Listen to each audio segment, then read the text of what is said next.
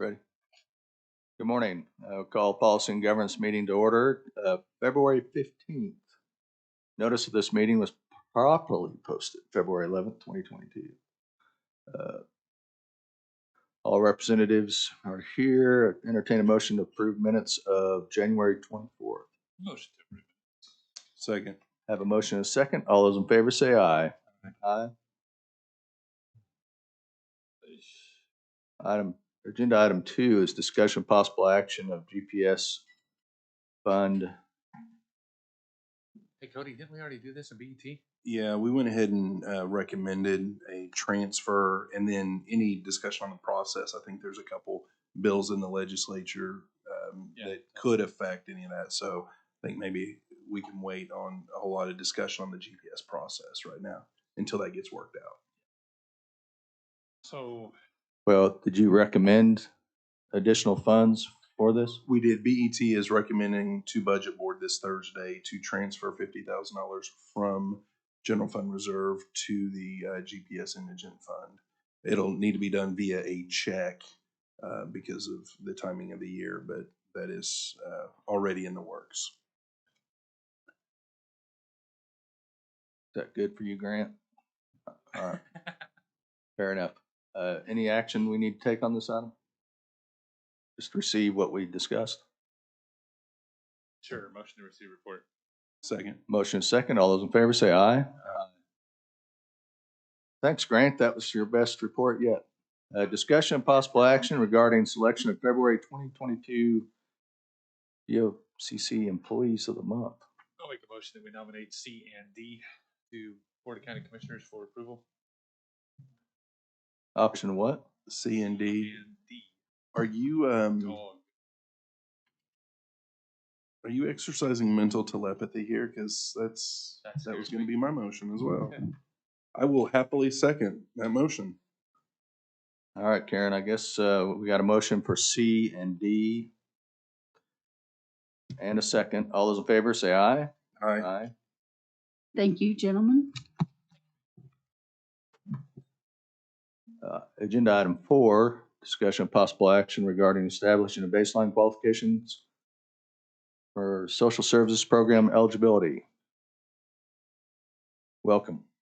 Good morning.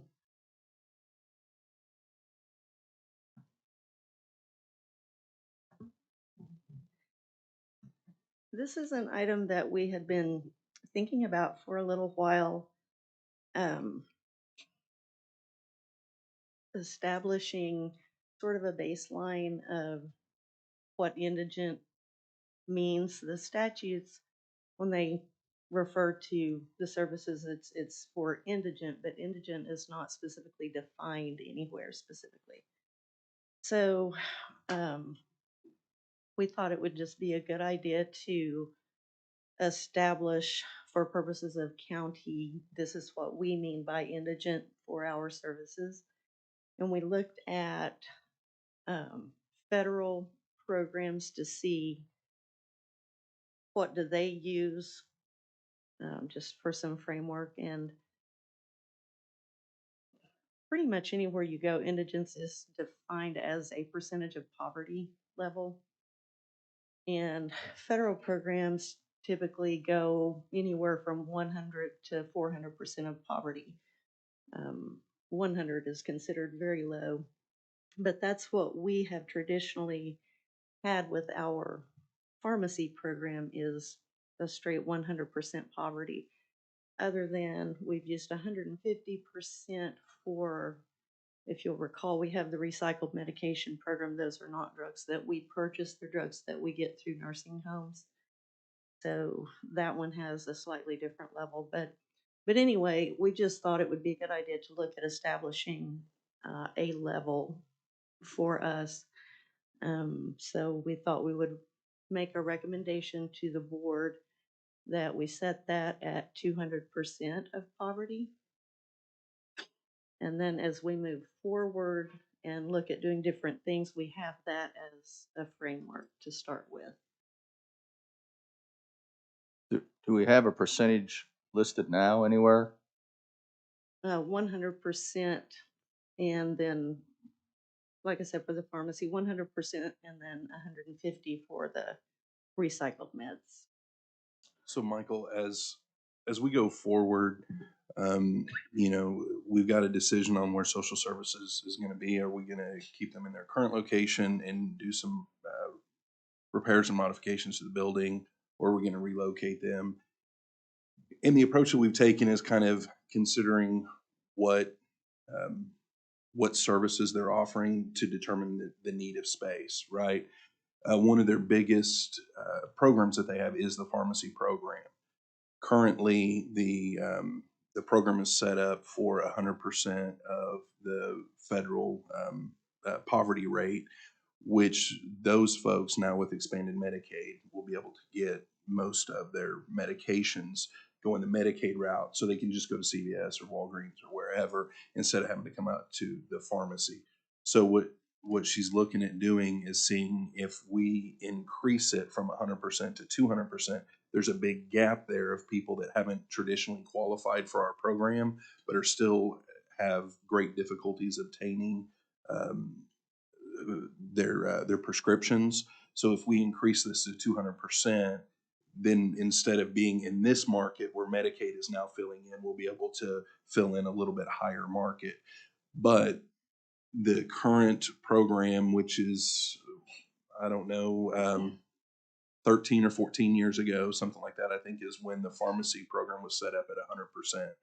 So moving forward, if we can define what the indigence qualification is going to be, then we'll be able to kind of narrow down the programs that they're going to offer. And then once we get that narrowed down, what programs they offer, then we're going to know what kind of space they need. And then we can start moving in the space direction as well. So what we would do is do one thing that establishes that baseline, and then we would make modification to the current policy to fit that. And like Cody said, we've traditionally had to turn so many people away because they're just over that, and 100% is as low as you go on this. So we've always been on the low side, but this would allow us to help so many people that we've never been able to help before.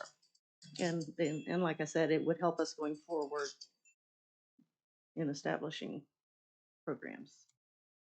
So federal poverty rate, we're wanting to do 200% of $13,000 for an individual. So 26,000. You make $26,000 a year. We're going to pick up your prescriptions 100%.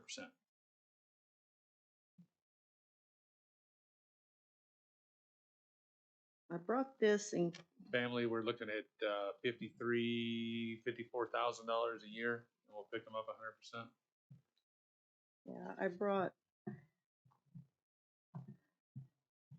And what does that do to our cost? How much are we expanding this program, and where are we gonna get the money to expand this program? Oh, this darn thing, I never know how to get around it. Miles, my thought on this is that we've had some discussion about setting the indigency criteria. I don't know that, in my mind, I don't know that we're there to make the decision where that's going to be yet. But I think we would need to discuss with the DA's office. But I'm right there with you. We need to make sure that we have the ability to meet the need with the currently allocated funds. So I think if we make a determination on the indigency at some point, then an analysis needs to be made. I think if we set it at indigent, then we can look at some of our programs setting specific requirements so that, That's not, she's talking about 200% of indigent. So, no, she's talking about 200% of the federal poverty poverty. level.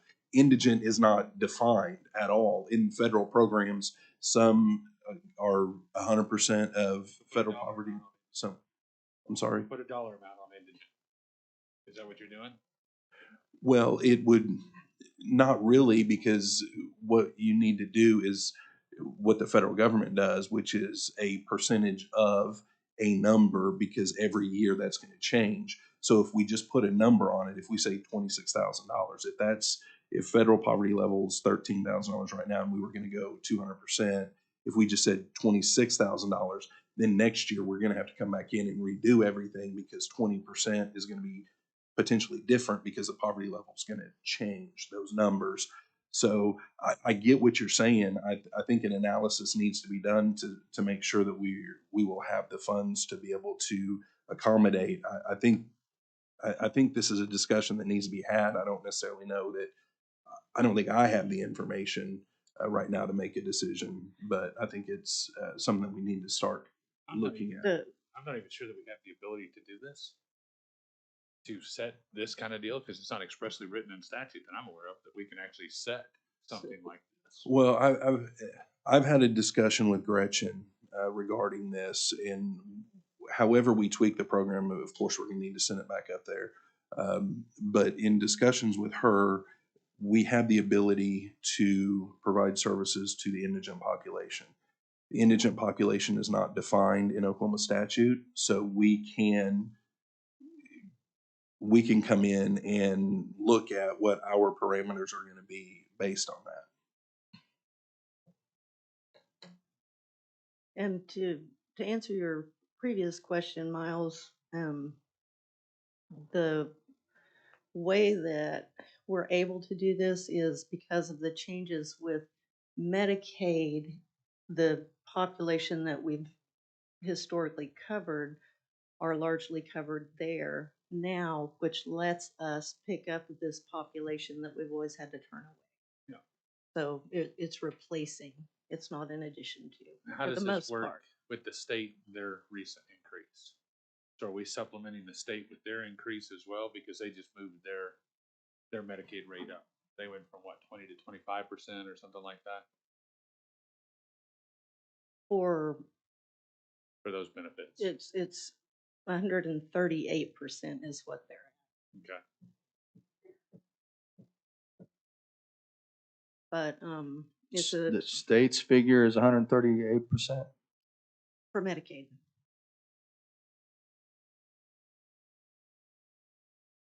I think that was what you were asking.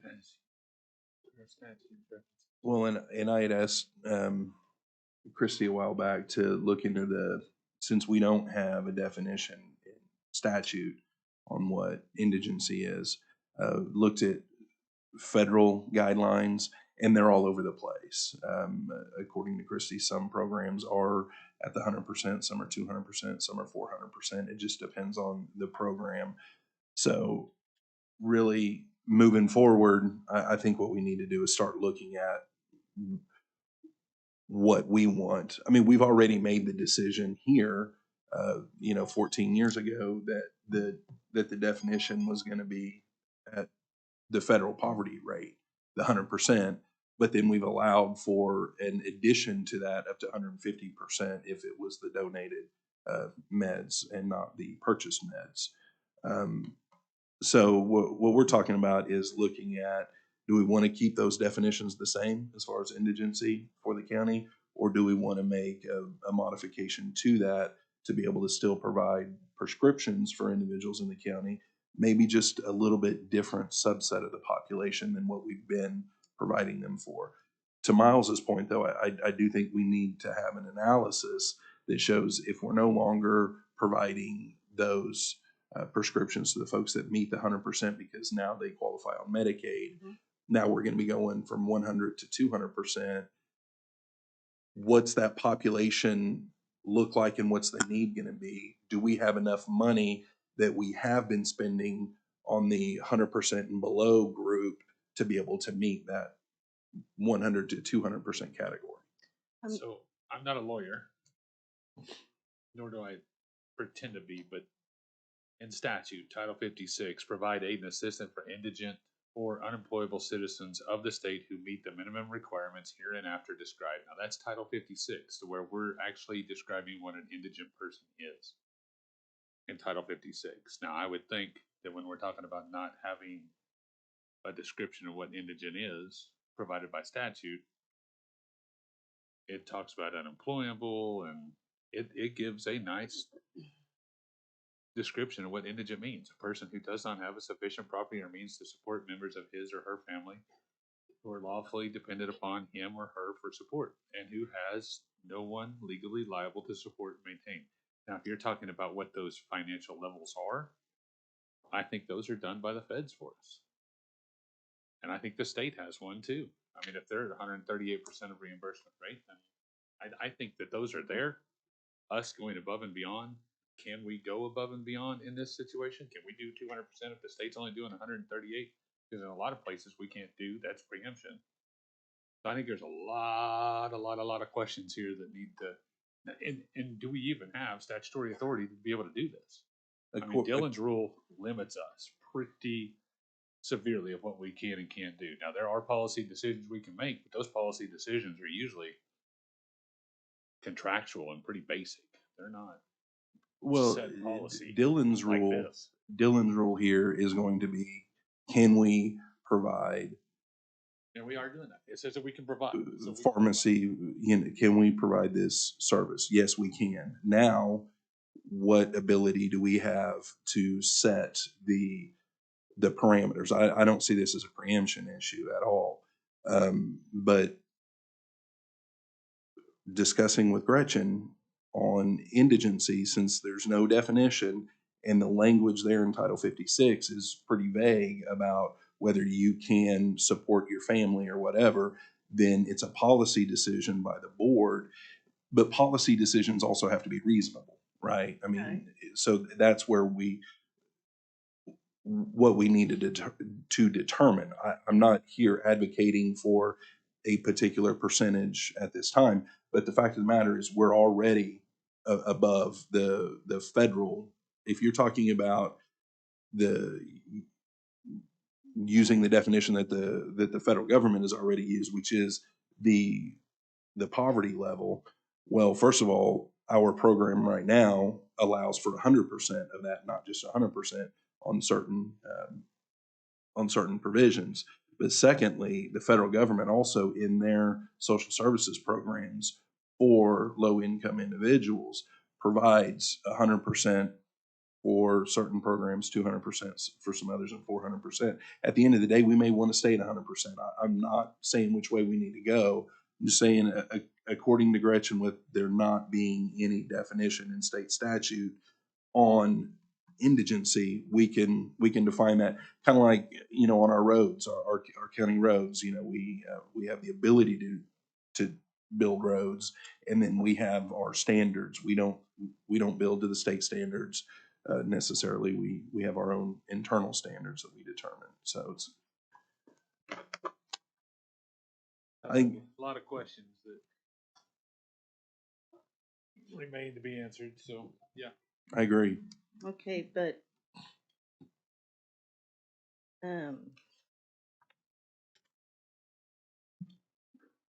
including the financial aspect.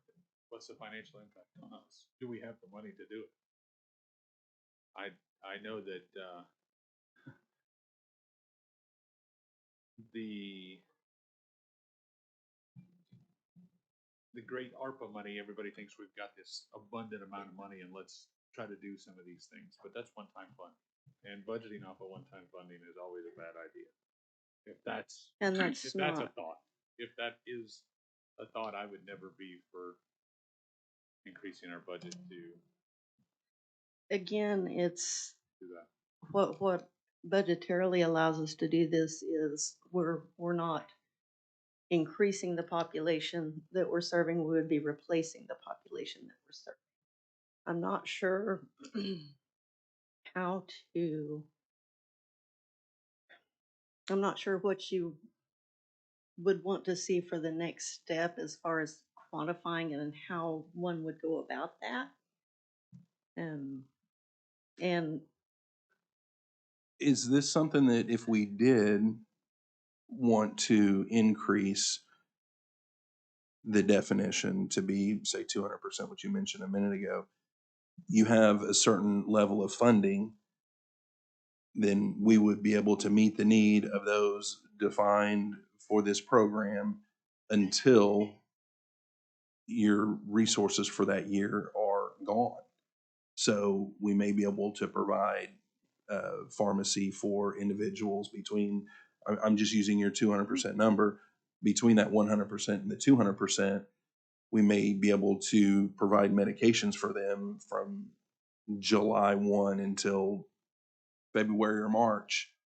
And then if we run out of money, then we're not providing those services until the beginning of the next fiscal year, whenever we have another allocation of funds. that is I'm possible. not saying that I it's- recommend that. I'm just saying that, I don't. that, Getting people on those drugs and then we're saying, oh, sorry.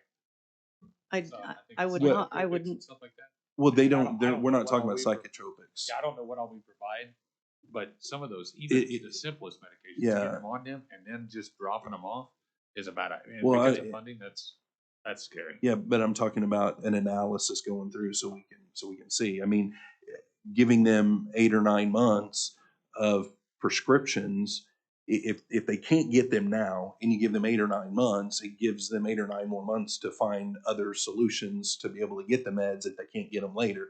So it's better than nothing up front. I'm interested to see if there is a way to determine that particular segment of the population, what the need is going to be. And I know that may be difficult because we've not done that in the past. I think it would be difficult, but I also would say I don't anticipate a situation where we would have to cut off services mid-year. Remember we're not picking it. We were 0 to 100%. We're not going from in practice. On paper, we're going 100 to 200. In reality, we're going more 139 to 200 because it's the 138 and below that are being picked up. So I don't anticipate going to 200% being an overwhelming problem. If it becomes one, we can take another look at it. But I would hate to stand still and not be doing what we can be doing.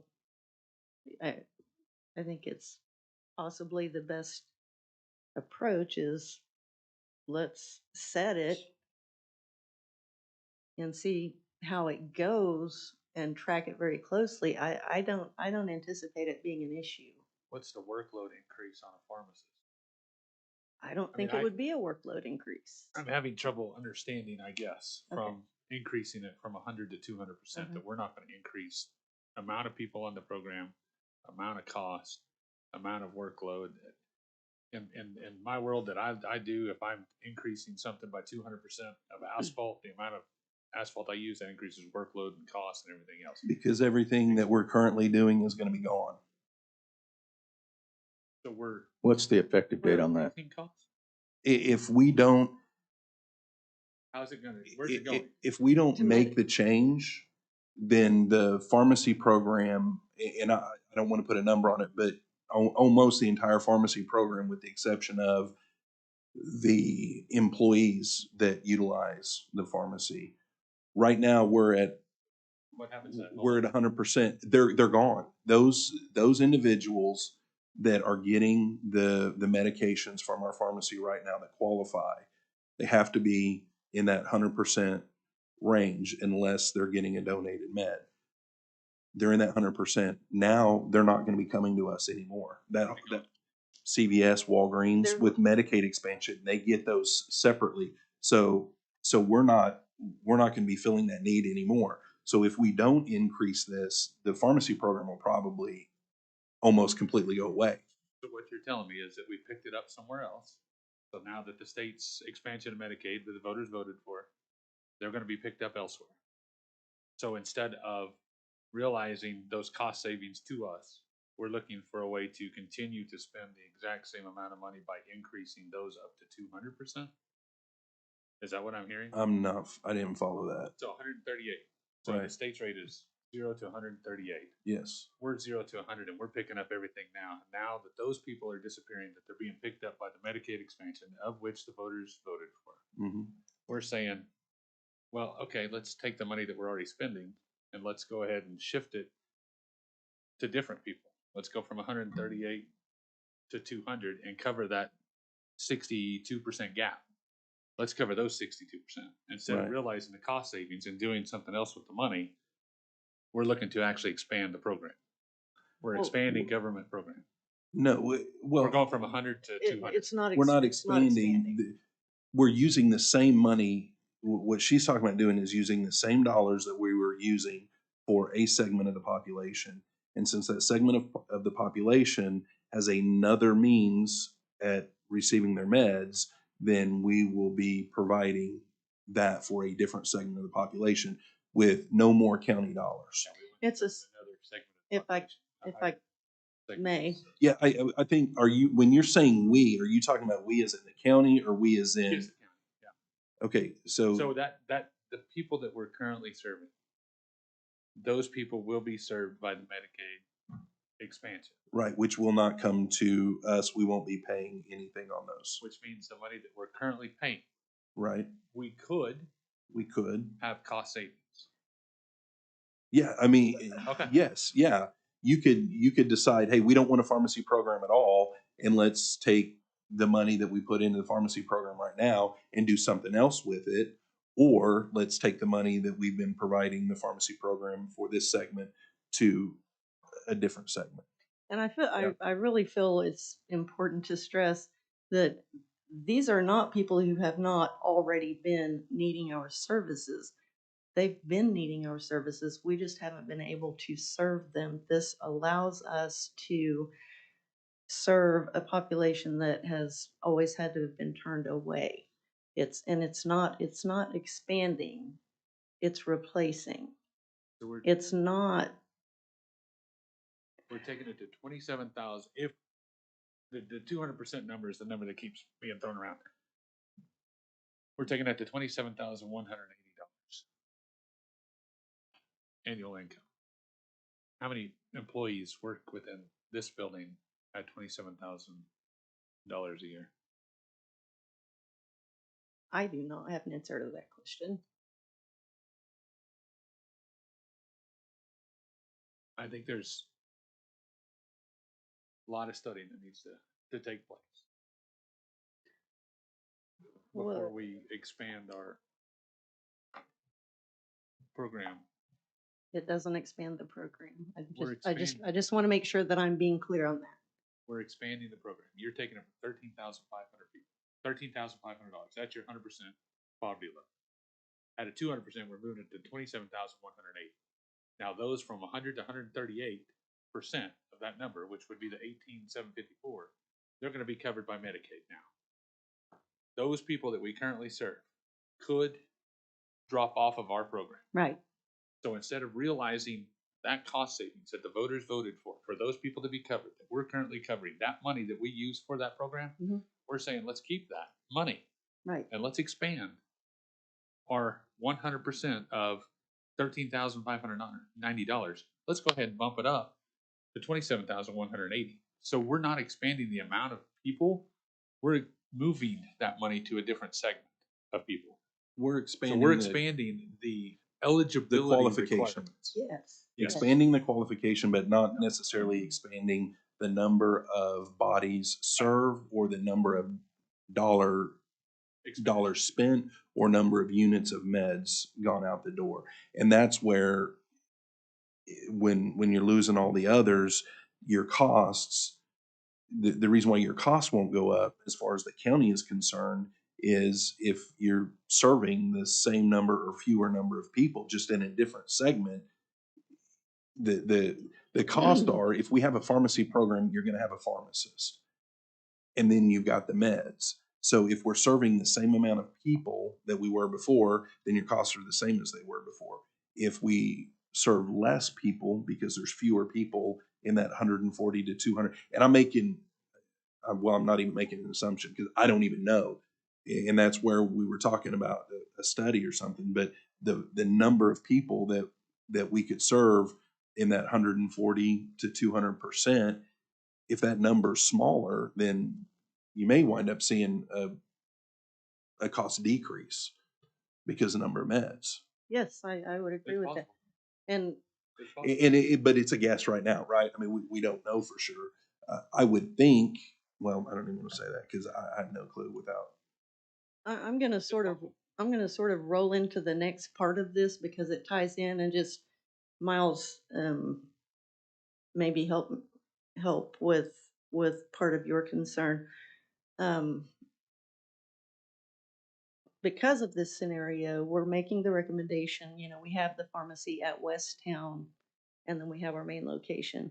We're making the recommendation that we discontinue the pharmacy at West Town because that under these circumstances no longer needs to be there.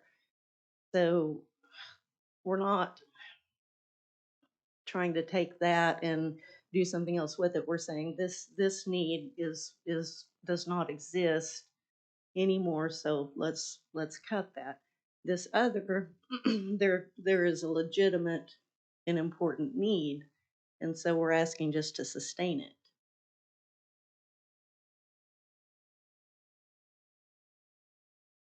And these are important questions and determinations to be made prior to making a decision about facility needs. Because, Miles, to your point, if we took the savings and reallocated it elsewhere in the county and not within social services, not into a expanded qualification segment for pharmacy or some new thing that social services can do, if it goes somewhere else, then that changes the physical footprint that they need. So that's why I think coming up with a decision here, not today, but a decision on this and some of their programs is going to really help us determine what facility they need. How much office space do they need? And does it make sense to keep them out there where they're at currently and do some renovations to that building? Or do they need a new building somewhere else? Or if there's no pharmacy program and it's just administrating other programs, then is office space here in this building sufficient? So I think those decisions need to be made before we can make a determination on space needs. What's our current expenditure for this program? Year And to it's date, I would have annual. to go back and get that. I don't have that right in front of me. You know what our annual pharmacy cost is that would be erased by the Medicaid expansion? I don't remember all the line items. I don't. Okay. That's why I asked you, because you're one of the few that I would actually believe that would know those. Danny Lambert to the rescue. Well, Well, and there's two pieces to that too. I mean, you've got the main mission, which is to provide the meds to the indigent, and then we've got the employee side that is an expense as well. So I mean, you have to look at all of the different pieces that play into that, and that's why I don't have that uh, off the top of my head. Um, but I can certainly get it easily enough for you. Because Miles, in the reason why I can't tell you off the top of my head is because in their budget, there's a line item for meds, but you have to then go in and add the salary and benefits for the pharmacist, the Right. pharmacy tech, all the Right. other people that are involved in that. And I can't even fathom a guess without actually sitting down and putting those numbers together.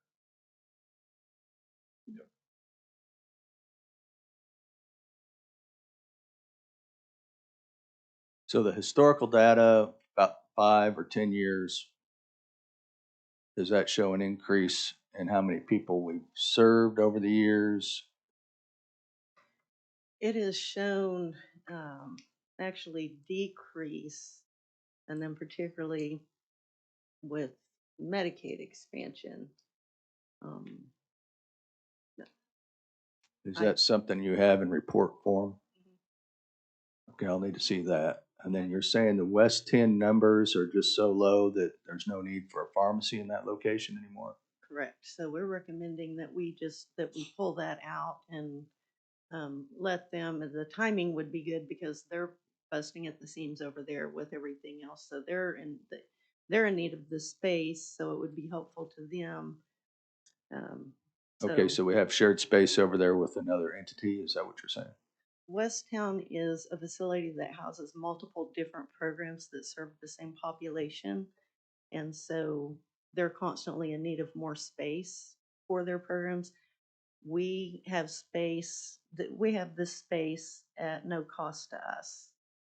So, It's in their building, but it's not really shared. It's locked up and secured for county right. employees, but it's a piece it's a room with a deal that comes up. Kind of like a concession stand almost, is kind of what it looks like to me, within the boundaries of the four walls at West Town.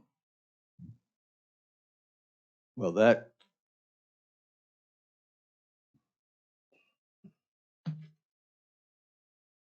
to me would almost sound like a decision you could make, would it not? And then all those employees go to the other pharmacy, which is located at your location? We would not anticipate transferring that. We have part-time staff that are over there. So it would be a, we would keep those staff on payroll and float them to be able to come in and help out as needed, but they wouldn't have those regular shifts that they have now.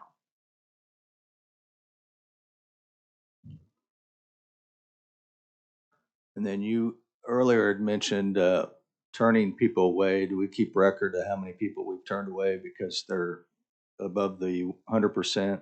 I know we did for some time. I'll have to check and see if we still track that on a regular basis. We tracked it for some time. It's been a while back. Are there any other entities out there in the social services world that are, I don't know whether, housing people and different things that may have some indication of that 140 to 200% that might need prescriptions?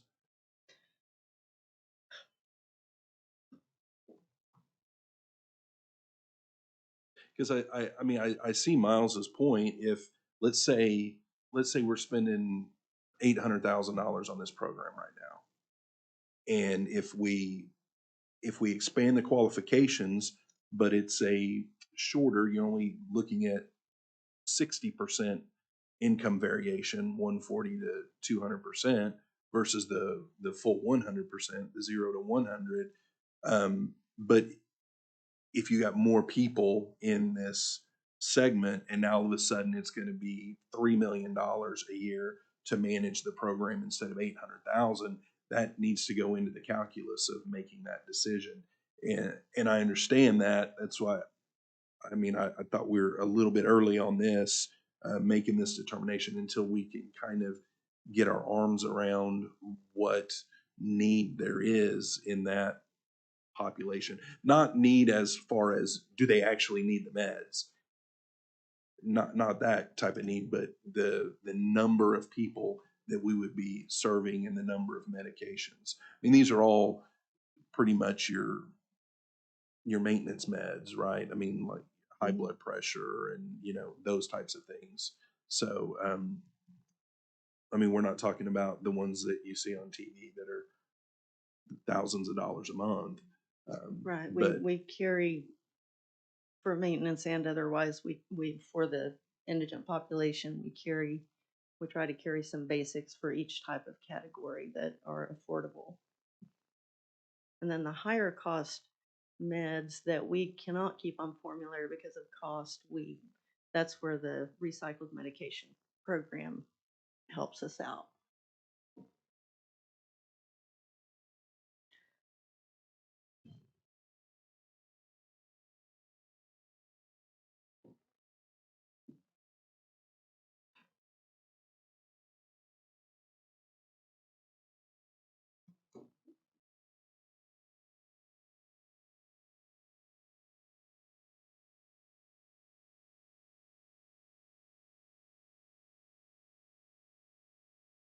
Any other issues on this agenda item? nope.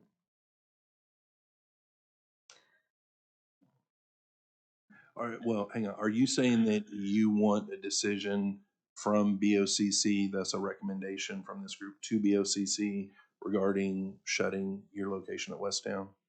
If that's the appropriate process, you all would have a better feel for that than I would. We can just do it, or we can go through BOCC and get their blessing. It's whatever is appropriate procedurally.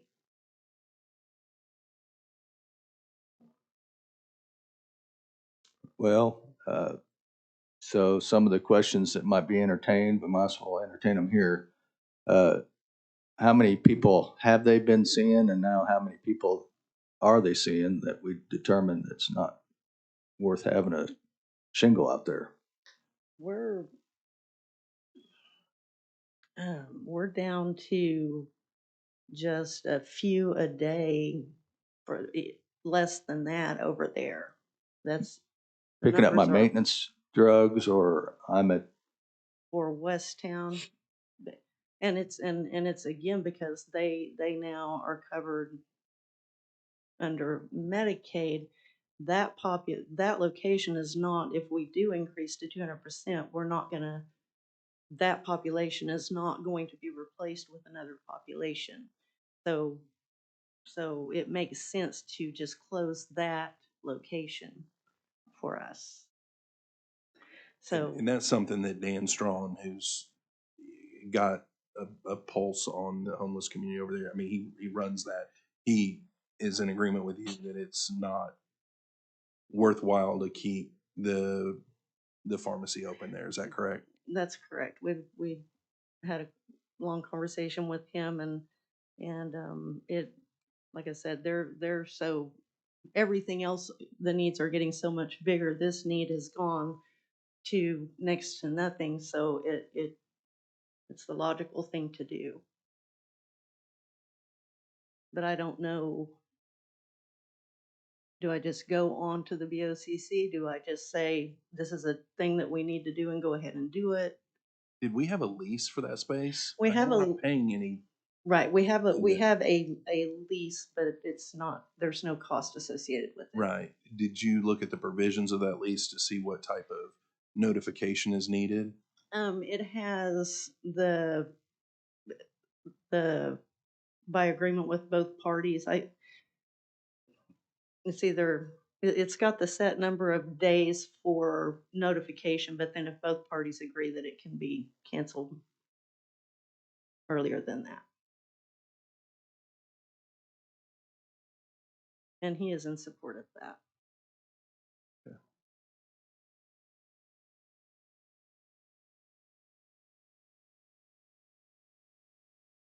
Well, I do think since it is a lease and the Board of County Commissioners entered into the lease, if we were going to try to exit said lease, that it would probably be a good idea for BOCC to weigh in on that.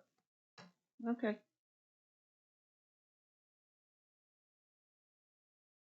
It would make sense that if BOCC is the only one that can sign a lease, Mhm. BOCC would probably be the only ones that could break the lease. Exactly. Terminate the lease.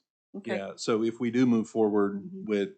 with that, if you have an agenda item on BOCC, I would recommend bringing or attaching a letter from the lessor that states that they are willing to terminate the lease immediately. Yeah, that sounds good. That's what I will do.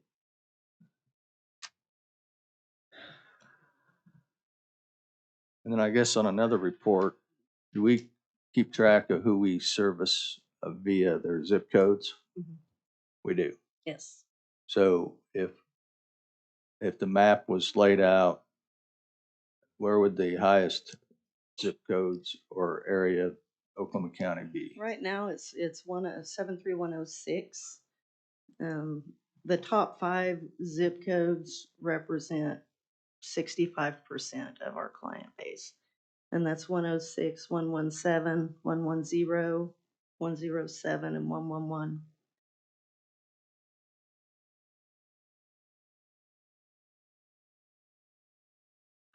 Now, this won't help as far as definite information on utilization, but couldn't you get information out there regarding the number of households in Oklahoma County that fall within the 140 to 200% versus the number of individuals in Oklahoma County that are the 0 to 100%? I know that data's out there. Approximately 43,000 households. 43,000, which At one? 15% poverty rate, with the assumption from the census being 287,598 households at a 0.15% poverty rate, you're at 43,000 plus households. The per capita income, according to census data, is 25,723. We bump it to 200,000. We're 2,000 over our per capita income average. We could, I mean, you just from census data, you see how this could get way out of hand, way fast, and we're creating a huge problem in doing something like this. These are my concerns. It's unsustainable. It's not something that I have a lot of fears about expanding this. Well, Christy, can you try to, I understand the census, but I also know the census missed a lot of people this time. Yep. So if you could track down some of that information, I mean, Tax Commission, I'm sure has information. There's other organizations out there that will have information on households.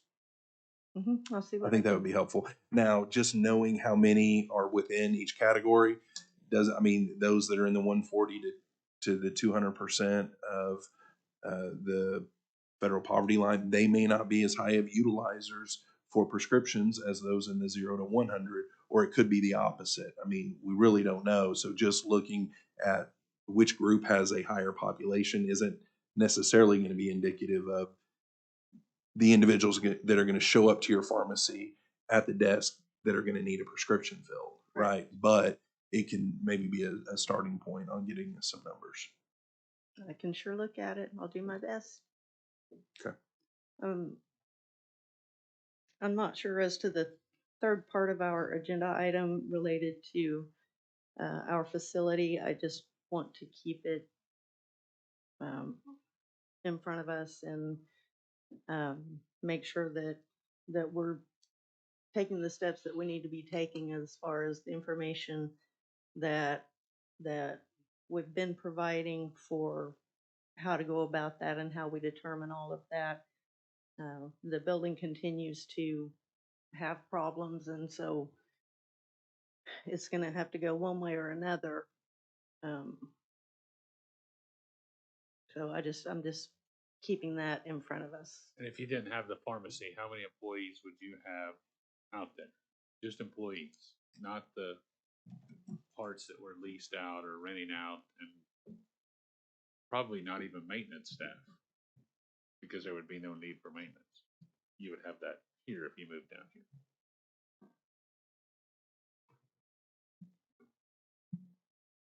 And another Go cost ahead. savings may be a bus route that we pay for. Would we pay for a bus route to go out there if we weren't? I mean, where does that bus route go? Does it just go to, No, it it goes goes out to further Mary out. Mahoney, right? Yes. Yes. And then, but we pay for that going all the way out to Mary Mahoney, which is, We pay for part of it. remind me again, what does Mary Mahoney do? They're a It's a, well, low-income health clinic, So they serve and there are multiple stops similar that, to what we're trying to do. Okay. are you looking for me to answer that question right now, Miles? I mean, you can't, yeah, how many employees do you have? All right, well, Without maintenance and without, okay, so you guys can visit among yourselves, and let me add this up right quick.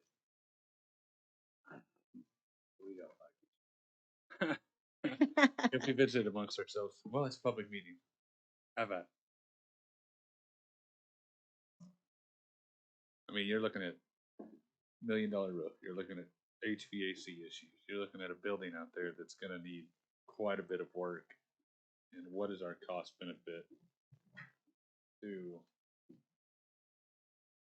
leaving however many employees out there versus moving them down here or somewhere where they could be closer to potential clients? Because it sounds like 73107, 106, 111, and a couple of the others that I'm familiar with, they're pretty close to where we're currently at. And those census numbers I used, Cody, those were 2010, so they're a little bit more. okay. They're old, but They might be, I think they were probably more accurately counted. But there had, I can't imagine this, there wasn't an updated number.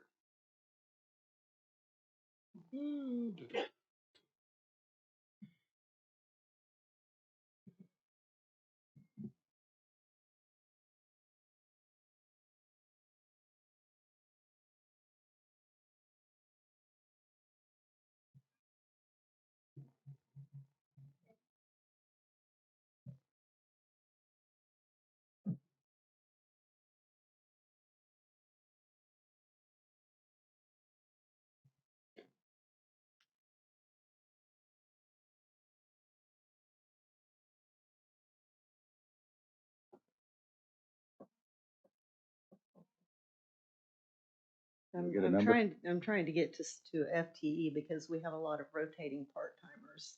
Well, I don't need, I mean, how many people walk in that building every day that work with you? 19, but they rotate. So at any given time, it's not 19 all at the same time. So half that are there every day, 10 are there every day. How many sit in the office every single day? About If I were to 12. set up desks, okay, so Yeah. you need 12 desks down here if you were to move down here. If, well, but some of that's pharmacy. Yeah, So yeah. if they moved down here, it wouldn't, I mean, we couldn't do pharmacy out of here.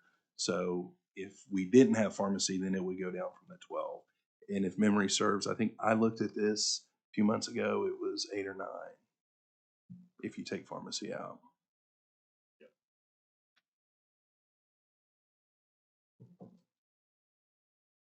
Okay. All right, so for your BOCC item, you're gonna have a letter from them possibly, and then the documents of the original lease. correct. Okay. And I'll just put it on that way for a lease termination. Does that need to go through legal for any reason? Well, I would imagine that your letter needs to conform to whatever the notice is that's in the contract. So if you've got any questions of whether or not your letter conforms to what the notice is in the contract, I'd probably send it to legal. Okay.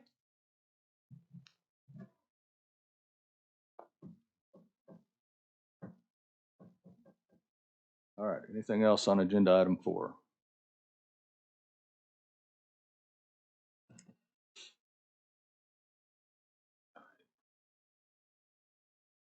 Entertain a motion to receive report.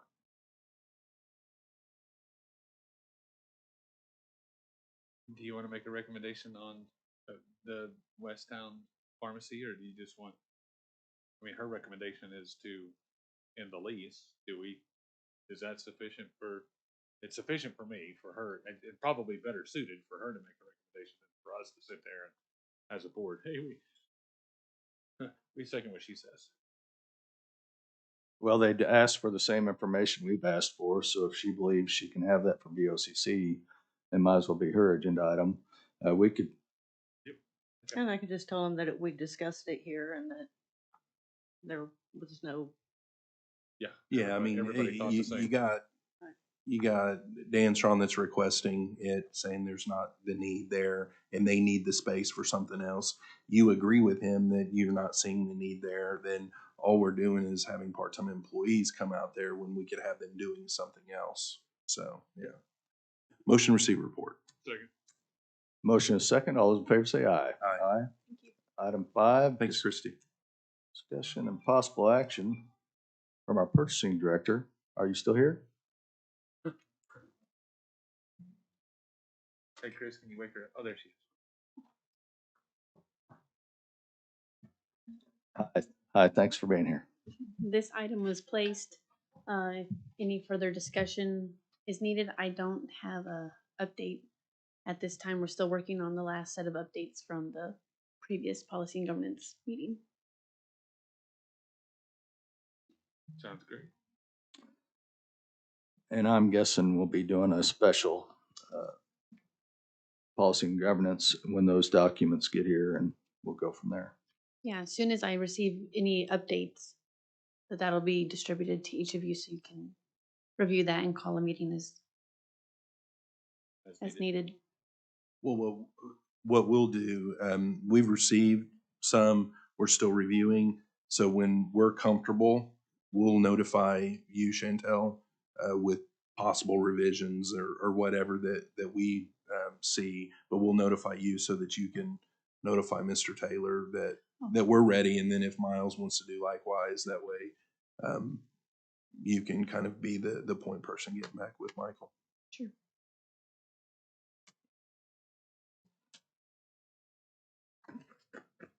Okay. Entertain a motion to receive report. So move. Second. Motion second. All those in favor say aye. Aye. This time we're citizen participation. Seeing none. Any board comments? District 1. No, thank you. District 3. No, thank you. Any new business to come before this body? Seeing none. Entertain a motion to adjourn. So move. Second. Motion is second. All those in favor say aye. Aye.